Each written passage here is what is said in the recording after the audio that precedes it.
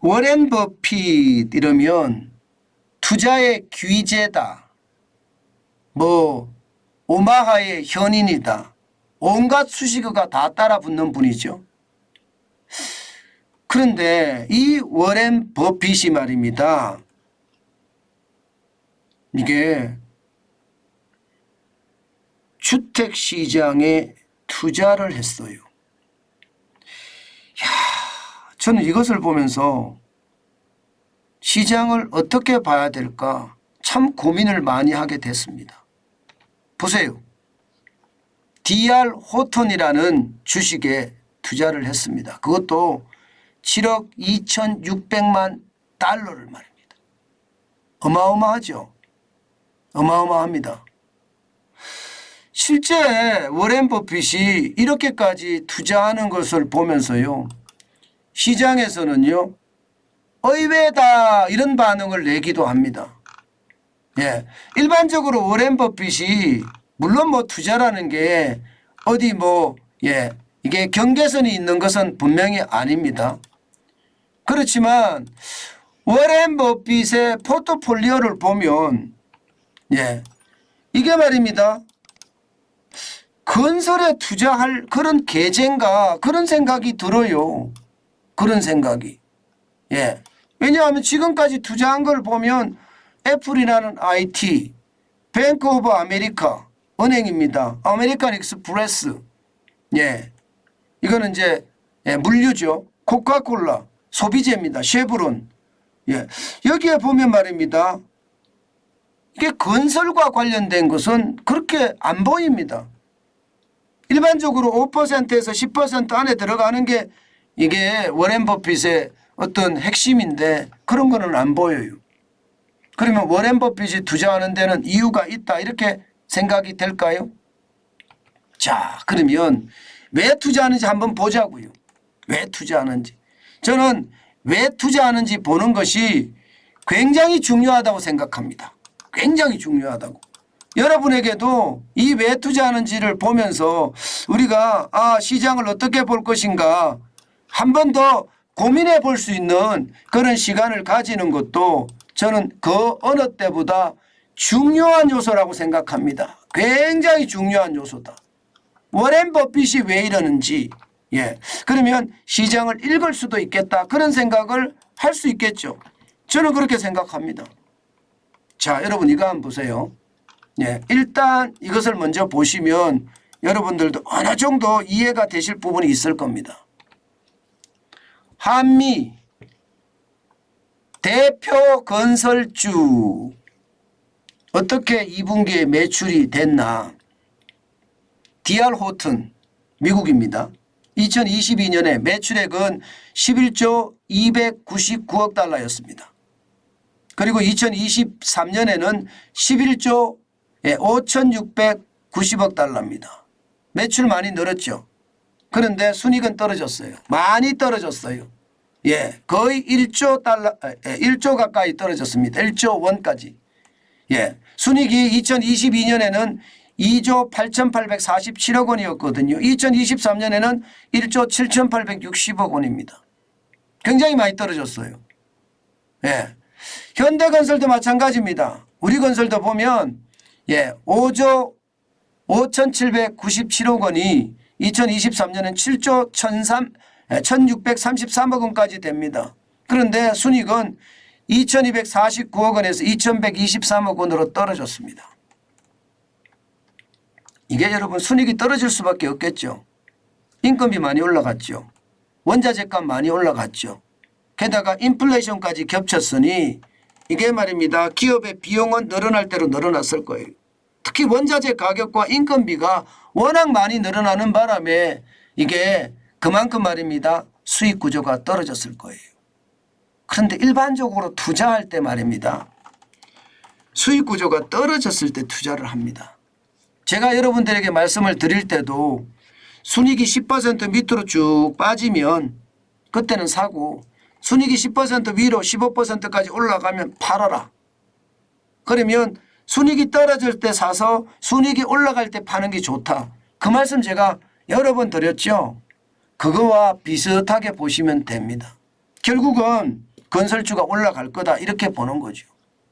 실제 시장에서 보는 것과 정반대로 봅니다. 왜냐하면 시장에서는요. 지금 시장이 심상치 않다. 예, 기존 주택 판매가 6월에 416만 건이 거래가 됐는데 7월에는 407만 건이 거래가 돼서 오히려 떨어졌다. 오히려 떨어졌다. 아니 기존 주택 판매가 떨어지니까 시장이 나빠지는 거라고 읽을 수 있잖아요. 게다가 전미주택건설협회에서 발표하는 주택시장지수 이것도 굉장히 중요하거든요. 7월에 56에서 8월에 50으로 떨어졌다. 그런데 왜 법빗은 투자를 했을까? 이것을 보면서 여러분 법빗은 어디에 중점을 뒀나 하면 말입니다. 바로 이거예요. 금리. 은행 모기지협회 30년 모기지 금리가 8월 23일 현재 7.31%거든요. 이게 2020년이나 2021년에 대비해 보면 2배가 넘습니다. 2020년 12월에 2.86%고요. 2021년 9월 29일에 3.1%면 2배가 훨씬 넘죠. 2배가. 자, 이렇게 되면 여러분, 이렇게 되면 아무래도 기존 주택을 안 팔 거라는 거예요. 기존 주택을. 모기지 금리가 저렇게 센데 내가 기존 주택을 팔아서 신규 주택으로 옮겨간다? 아니면 기존 주택을 팔고 더 나은 주택으로 옮겨간다? 안 하겠다는 거예요. 당분간. 대신에 신규 주택은 나간다. 이거 신규 주택은. 실제로 신규 주택이 나가고 있습니다. 신규 주택이 많이 팔리잖아요. 지금 보시다시피 2023년 5월 기준으로 보면 말입니다. 76만 3천 건이에요. 거래되는 게. 그러다가 6월에 69만 7천 건으로 떨어졌다가 7월에는 71만 4천 건으로 늘어났죠.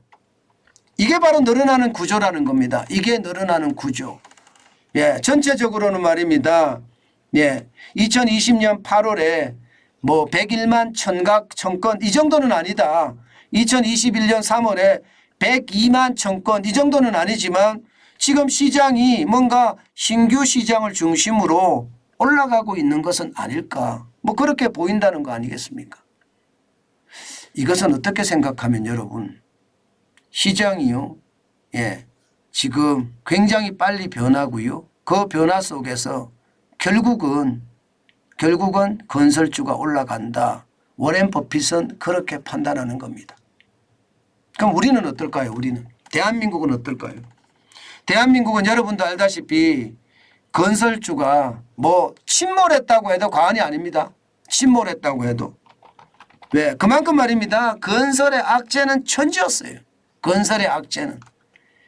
건설주를 보고 있으면 이게 무섭다 이렇게 얘기할 만큼 지금 많이 떨어져 있거든요.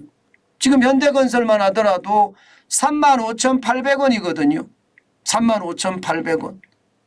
진짜 많이 떨어져 있는 거죠. 2020년에 3월 27일에 18,632원까지 떨어졌던 거에 비하면 많이 올랐지만 최고가 77,254원에 비해서는 굉장히 저평가되어 있다. 시장은 그렇게 보는 거죠. 그렇게 보는 겁니다. 그만큼 시장의 분위기가 우리나라 같은 경우는 건설회사들이 굉장히 저평가되어 있다. 저평가되어 있기 때문에 시장을 저는 계속 바라본다 이렇게 보는 겁니다. 저는 그것이 말입니다. 결국은요. 시장을 살려가는 일이 아닐까. 저는 그런 생각도 해보거든요. 여러분 시장이라는 게 저는 그렇다고 봐요. 시장이라는 게 항상 말입니다. 변화하는 게 맞아요. 그리고 우리가 보더라도 건설주는 진짜 많이 떨어졌구나. 광주에서 무너지고 또 검단에서 무너지고 게다가 무량판 구조에 대한 어떤 의심까지도 굉장히 커지니까 이거 봐라. 결국은 시장은 많이 폭삭 내려앉았다. 이렇게 볼 수 있습니다. 제가 여러분들에게 오늘 워렌 버핏의 건설 투자를 말씀드리는 이유는요. 여러분들이 투자를 하라. 저는 이런 뜻은 아닙니다.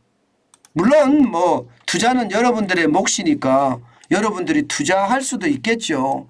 투자할 수도. 그러나 굉장히 중요한 것은요. 저는 굉장히 중요한 것은 여러분들이 투자를 하되 늘 고민하게 돼야 된다. 저는 그런 이야기를 여러분께 드리고 싶은 겁니다.